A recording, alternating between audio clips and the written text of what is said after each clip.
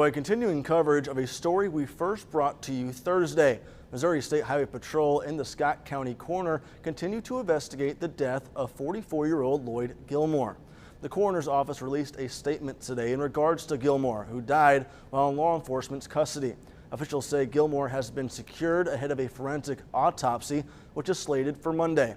They say no individual, including anyone from the coroner's office, is allowed to view or access Gilmore until the examination.